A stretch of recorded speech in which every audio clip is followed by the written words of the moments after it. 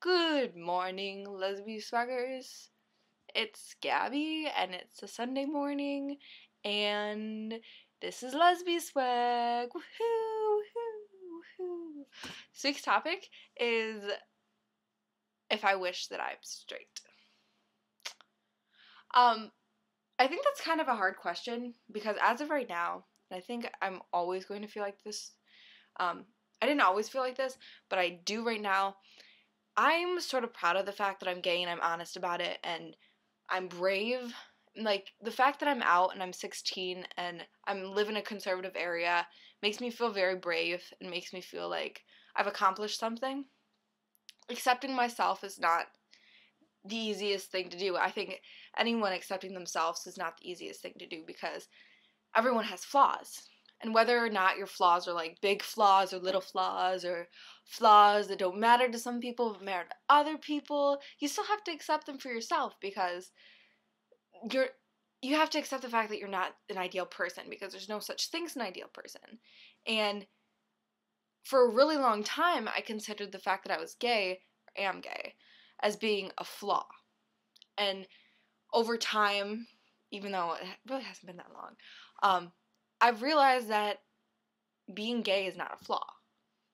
Being gay is who I am. Weird things like, what is a weird thing that I do? Like the fact that I wear one pair of shoes pretty much for an entire season and then I switch and I don't really wear other shoes at the time. You could consider that a flaw. It's a little quirk of mine. Some people might like it, some people might. I'm sort of impartial to the fact that I only wear one pair of shoes for like an extended period of time. But being gay isn't a flaw. Being gay is something that you should be proud of. Not because being gay is better than being straight or anything like that, but you don't come out as being straight. You come out as being gay. Why? Because it's not socially, like, that's not the societal norm. It's not the societal standard to be gay.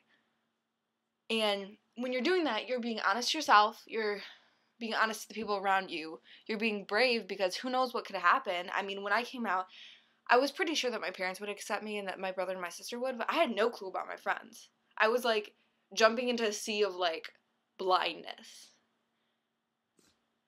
And it took a lot of courage, and it makes me feel confident in things that I do. It's like when you take a test.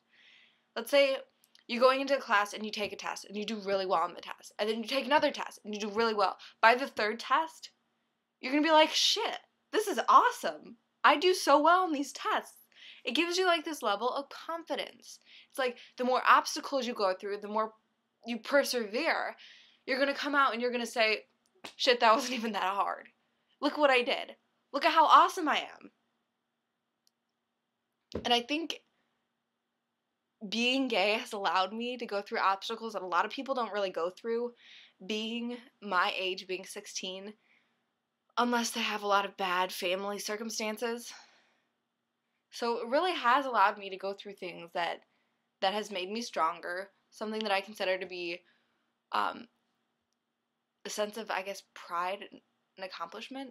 I know that sounds weird saying that, like, your sexuality is something that you feel accomplished about, but that's the truth. It's like the last like 5 months, or let me think about it. If it's November, August, September, October, November, you could add August with that.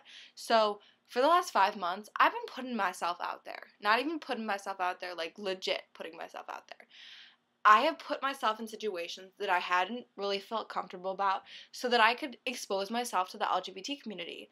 And there's a sense of, I guess, like, rejection that you could have. You know, I'm not that I'm afraid of rejection because I realize that I'm not going to be accepted by everyone.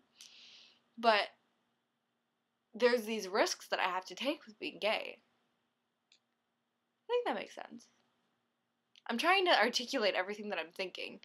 And I hope that things are in my head are like lists sometimes. So in order to articulate them, they have to, like, they're not complete sentences. I'm not really thinking in complete sentences. I hope you guys are having a fantabulous week. Message me if you're feeling lonely, or you want to talk, or you just want to say hi. yeah, that's my response to why I'm happy that I'm gay.